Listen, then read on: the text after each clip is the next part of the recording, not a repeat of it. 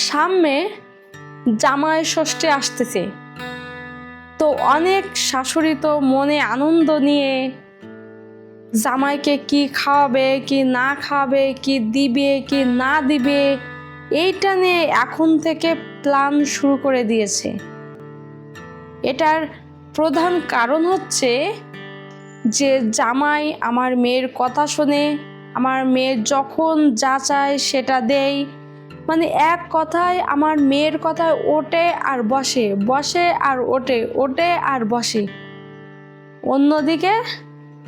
অন্যদিকে বৌমা যদি ষষ্ঠীতে বাপের বাড়ি যেতে চায়, শাশুড়ি চেষ্টা করবে যাতে বৌমাকে বাপের বাড়ি যেতে বাধা দেওয়া। আসলে মারা চায় যে আমার মেয়ে ভালো থাকুক, আমার জামাই আমার মেয়ের কথায় উঠুক আর বসুক, বসুক আর উঠুক, উঠুক আর বসুক। কিন্তু কোনো শাশুড়ি চায় না যে আমার বৌমার কথায় আমার ছেলে কোনো কাজ করুক বা উঠুক আর বসুক, বসুক আর উঠুক। এটা কিন্তু আপনারা খেয়াল করে দেখবেন, বা এটাই বাস্তবে ঘটে।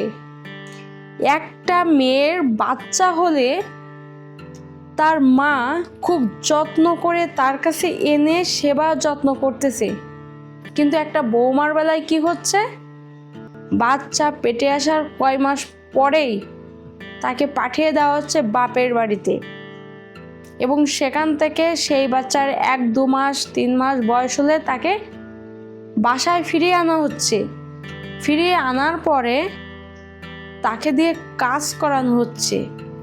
এই যে একটা মেয়ের পেটে বাচ্চা আসলে যে বাপের বাড়ি পাঠিয়ে দেওয়া হয়, তার প্রধান কারণ হচ্ছে সে তখন কাজ করে তাদেরকে খাওয়াতে পারে না, যার কারণে তাকে বাপের বাড়ি পাঠানো হয়। বেশিরভাগ এই চিন্তাটাই থাকে, মনে করে আমি কেন বসায় বসায় তাকে খাওয়াবো, এটা শাশুড়িরা চিন্তা করে।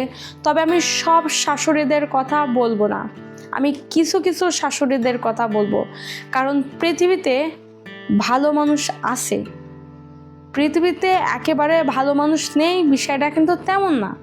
কিন্তু বেশিরভাগ শাশুড়িরা চায় বৌমা আমার কথায় উঠুক আর বসুক, আর মেয়ের বেলায় চাই জামাই মেয়ের কথায় উঠুক আর বসুক।